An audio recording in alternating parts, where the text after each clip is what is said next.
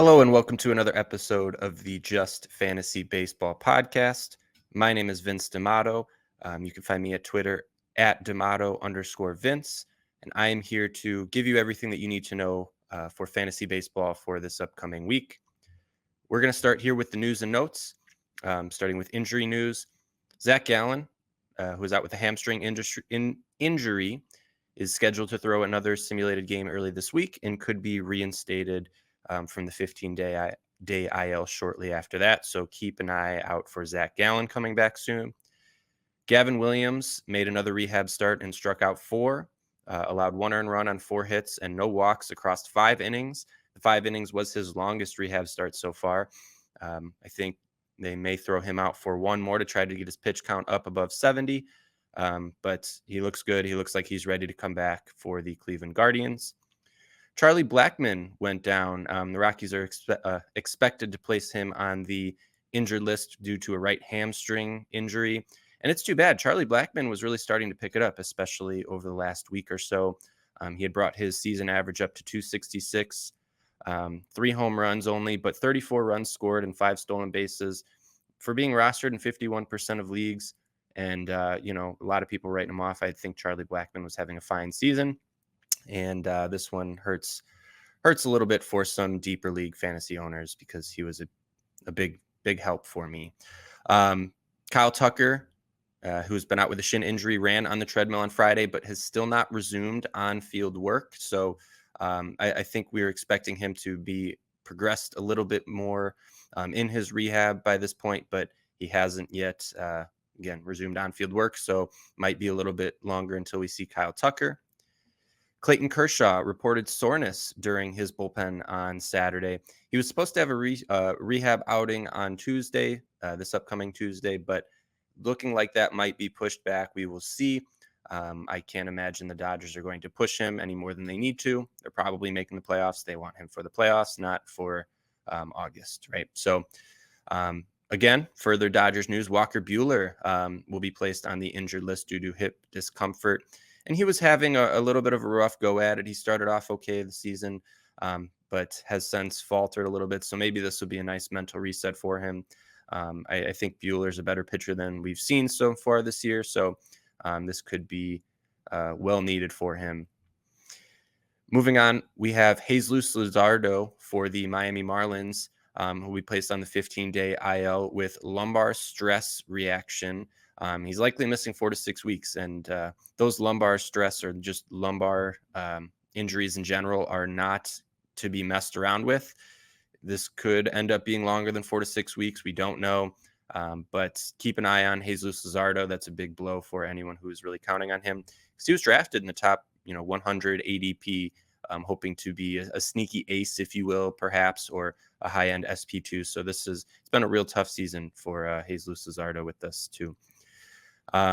This one's going to hurt Rami. I know it is. Starling Marte is out, and he's expected to receive an MRI on Monday. He's out with a knee injury. We don't really know the extent of it, but not good for Starling Marte.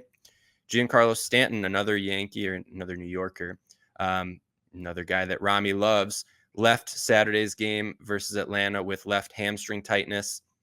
Again, this feels like it was a matter of time. Stanton's out almost every year with injuries. He was enjoying a little bit of a resurgence, and we're not going to see him, at least for a few games. Again, we don't know the extent of it, but given Stanton's history, I would imagine an IL stint is probably likely. Luis Campusano, catcher for the San Diego Padres, was placed on the injured list on Friday. He's not expected to miss any more than 10 days, with a thumb injury. So hopefully he's not out for too long. I know catching has been pretty thin in the fantasy community. So hopefully Campusano is not missing much time. Blake Snell made his first rehab start at AAA. I don't have the date on that. I thought I had. On Sunday. Yes, on Sunday. I don't have the stats for it, but whether they were good or bad, I think most fantasy managers are just happy to see him back on the mound. So hopefully he'll make a couple more rehab starts and then return to San Diego here shortly. Jorge Polanco played a full game at second base in AAA Tacoma's win over Las Vegas. He went 2 for 4 with 2 solo home runs. So love to see Jorge Polanco back. I'm sure Seattle is absolutely missing him right now. So keep an eye out for him. He had a hamstring injury, so we'll see how much longer they're going to keep him in AAA. I imagine a week tops. So make sure to get ready to put Jorge Polanco back in your lineup. Ahmed Rosario has facial lacerations. He was hit by a pitch on Saturday's game against the Pirates. Doesn't look like he has any fractures or anything. So maybe just a few days off. We'll see. I don't know how it's going to affect him, if it's near his eye or what the case is. So we will have to wait and see on that. I don't expect an IL stint, but we certainly don't like to see players get hit in the face. And obviously there's a little bit of a mental factor that comes with that. So hopefully he can get over that hump. But we will see. Dalton Varsho is experiencing back tightness, and he will miss Sunday's game. Not sure if this is going to be anything further than this. Again, back stuff is not something to mess around with. He's hitting 207, 11 home runs, 8 stolen bases. So, fine year. Again, probably what you expected when you drafted Varsho, real low batting average. But, he's putting up a 25-20 season, if you will, right? He's right on that threshold. So, whether or not the average is where you want it, you're hoping that the counting stats and the power and the speed are going to be there. And he's giving you that. So Varsho's had a fine year. Hopefully this back tightness is nothing more than just tightness, and he can return on Monday or Tuesday. Jordan Romano experienced right elbow soreness. This one hurts. We've been waiting on Jordan Romano for a little while. He was throwing from 120 feet on Friday, and he has been shut down from throwing. So we were hoping this would be the start of a little bit of a rehab process, maybe some live BP, something like that. But long tossing from 120, and he experienced right elbow soreness. That is the last thing we want to see. It's not even like he was halfway through a rehab assignment. This is like, the beginning of the rehab assignment. So this is certainly not good news for any Jordan Romano owners and the Toronto Blue Jays for that matter. And last but not least, Nolan Arenado was removed from Friday's game against the Giants with left forearm discomfort. You always know what that means. The first thing that pops in your head when you hear forearm discomfort or anything along those lines. I'm not going to say it because I don't want to jinx him, even though he's a Cardinal. Absolutely love Nolan Arenado. He's one of the greatest, if not the greatest, defensive third baseman we've ever seen. And offensively, he's been scuttering a little bit. I don't even know if scuttering is a word, but he hasn't been the Nolan Arenado that we've come to expect. I know a lot of people were drafting him in the top 100 this year. I certainly wasn't there, but so far this season, 257 average, just 6 home runs, 32 RBIs, 26 runs scored. Again, not horrible numbers. He's the 17th ranked third baseman. He's not where we were hoping he was going to be this year. And I'm sure Cardinals fans are feeling the same way. So that'll do it for the news and notes for today on Sunday, 6/23. Let's move on to the waiver wire. So I got a couple waiver wire pickups that I think everyone should be looking for this upcoming week. I got 3 of them here for you. First one, pitcher for the Chicago White Sox. I never thought I would say that. Jonathan Cannon is the pitcher for the White Sox, who had a phenomenal start against the Houston Astros his last time out on June 18th. He went 8 2/3, so he's 1 out away, and he did not allow a run against the Houston Astros. He allowed 7 hits, just 4 strikeouts, not big strikeout stuff, but the White Sox, again, I don't know the specifics of the game. I did not watch the game. I do not like to watch the White Sox, but he was 1 out away from a complete game shutout. And the start before that against Seattle, he went 7 innings and allowed just 1 earned run. So Jonathan Cannon certainly looks to be, looks like he could be a staple for this White Sox moving forward. He was not a guy that was on my radar at all before the season started. In fact, I hadn't really heard much about him. And he struggled to start the year, but now his ERA numbers look good. He's got a 3.34 ERA, just 28 strikeouts in 32 innings. But, if his last 2 starts against Seattle and Houston are any indication, he absolutely is entering some interesting territory here. We'll see. He's making a start here today against Detroit. So by the time you listen to this, he is either he could go on either end of the spectrum, right? He could have another phenomenal start and he's an absolute must add in every format, or he could, get blown up. But I don't expect that against Detroit.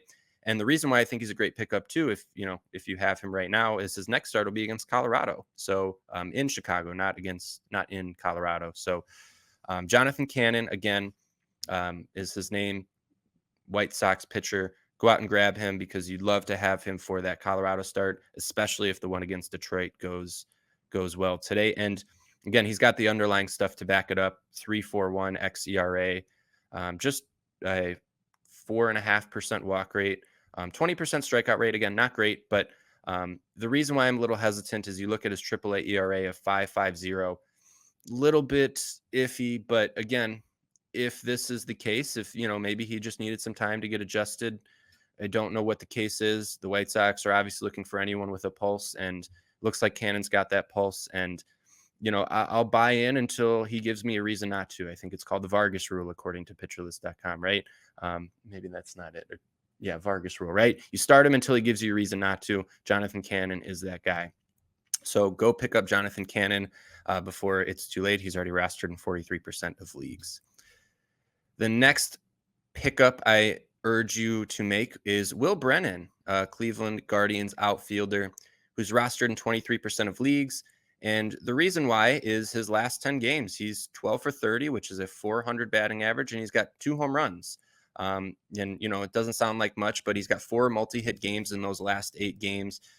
He has his season average up now to 256, OBP of 315. These aren't great numbers, but again, this is maybe a little bit more of a deeper league.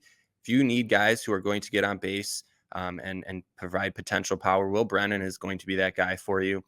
And he's only rostered in 23% of leagues, so absolutely go grab some Will Brennan. He's hitting the ball or seeing the ball very, very well lately.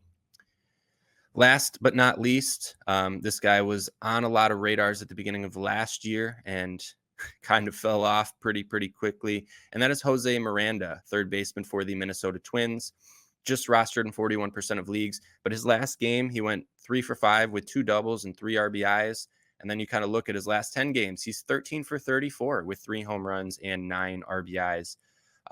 Jose Miranda has been a fine piece. I mean, he hasn't played, every game. He's played in 61 games. I can't remember the specifics. I think he was down in AAA and they brought him up. And ever since, he's been pretty good. I mean, 289 average, 330 on base, 8 home runs, 30 RBIs, 24 runs scored throughout the season. It's been fine. I mean, again, Jose Miranda is a guy who, people were all over him for a little while when he had a breakout year in 2022. They were expecting big things in 23, and he just did not perform. So it looks like this could be, again, I'm not selling you that Jose Miranda is back and he is the Jose Miranda of old, but I certainly think he could be a solid ball player. And I think you can expect some stretches like this where he's going to put up good numbers. And I don't think this is a fluke. I don't think this is who he is, but I certainly don't think it's a fluke. So Jose Miranda is a guy I would be absolutely going to grab if you need a third baseman or corner infield spot for this week. And that'll do it for our waiver wire. Again, recap: Jonathan Cannon, pitcher for the Chicago White Sox; Will Brennan, Cleveland Guardians outfielder; and Jose Miranda, Minnesota Twins third baseman. Let's move on to the streamers for the week. My first streaming pitcher is the pitcher for the Cincinnati Reds, Carson Spires, who I know I think Rami has been on a little bit as of late. He made his first start, first start, I should say. Yes, it was the first start against Pittsburgh on June 17th. And he went 6 innings, allowed 7 hits and 4 earned runs. Doesn't sound that great, but when you look over the course of his season, that was his first start that he's had all season.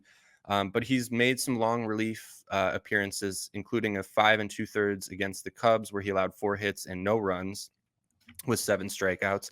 And out of 25 innings this season, he's got a 3.20 ERA, 20 strikeouts, just 5 walks. So I like to see that.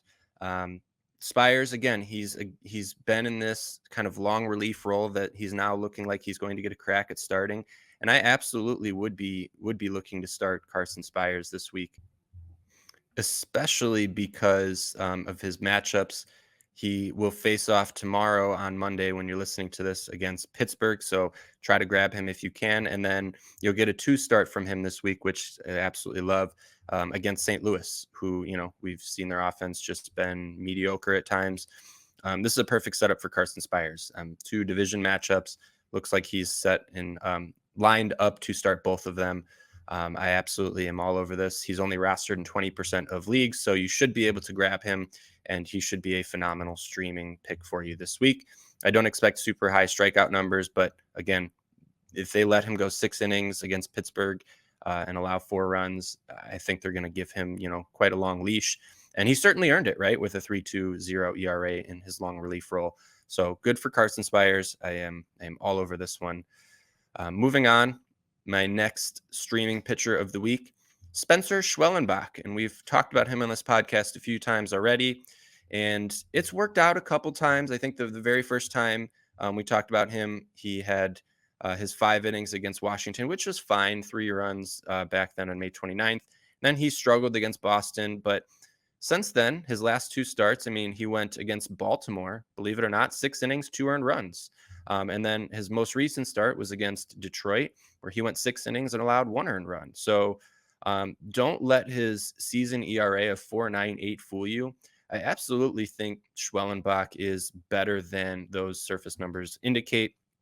He's got an xERA of 3.65.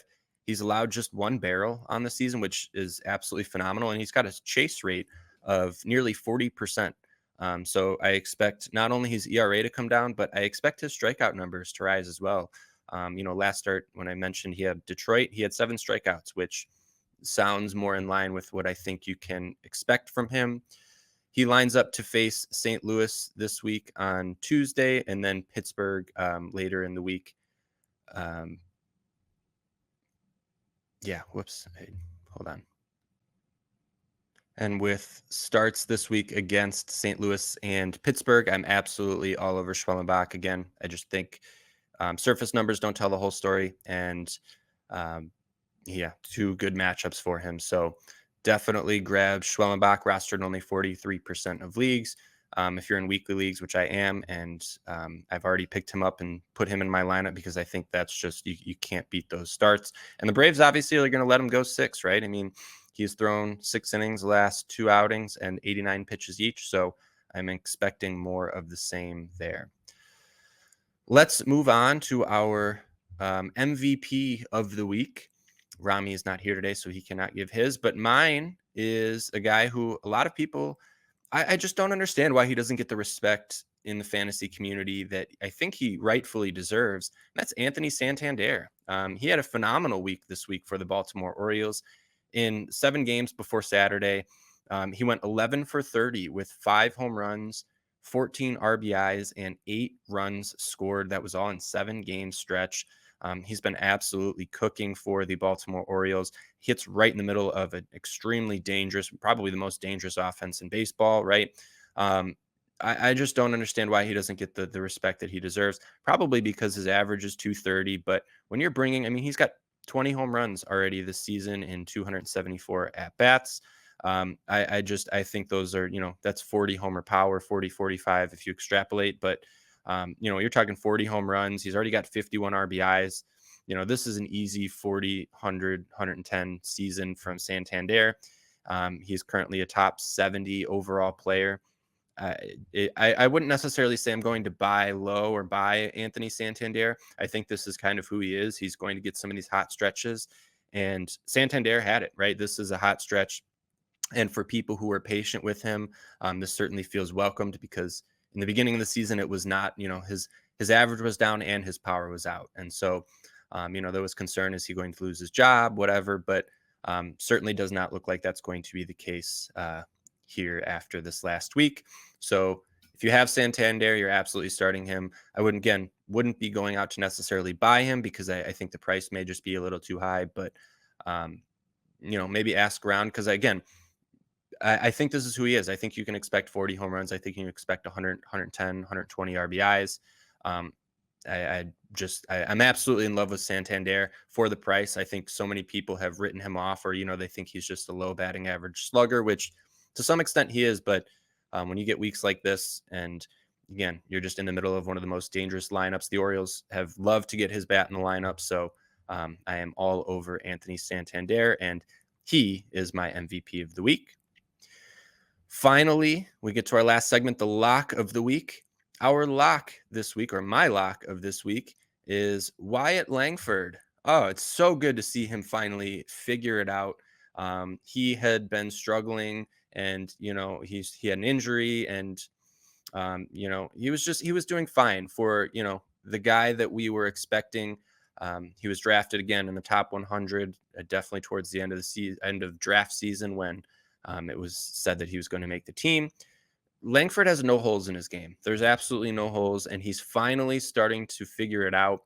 In his last 10 games, he's 13 for 36 with 2 home runs and 12 RBIs, which we love to see, including his last 3 games have all been multi-hit games, 2 for 3, 2 for 4, and 2 for 4 with a home run. And in those last 3 games, he's got 8 of his RBIs.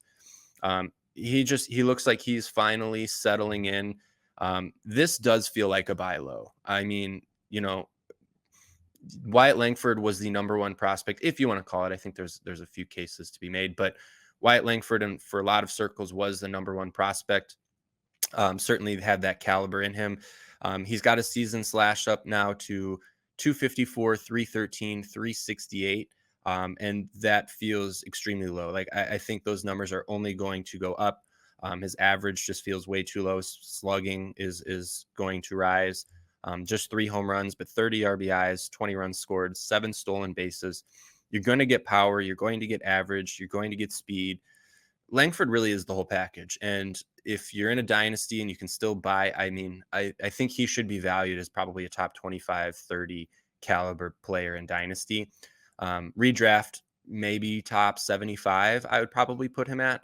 But I don't think that kind of price tag is necessarily on him. If you can get him as around a top 75-ish asset, I absolutely think he can return top 50 value and nobody would bat an eye. Even top 25. I mean, this guy's got all of the stuff, all of the tools. We've seen it, we saw it last year in the minor leagues. We saw it in spring training. Wyatt Langford is my lock of this week. He should be in everyone's lineup. I don't care who your outfielders are. Start Wyatt Langford this week. And that will do it. Thank you so much for listening in. If you enjoyed today's podcast, please rate, review, comment, subscribe, whatever you want to do. Again, you can find me at Twitter at D'Amato_Vince. And I look forward to doing this again on Wednesday with Rami. And until then, everybody take care.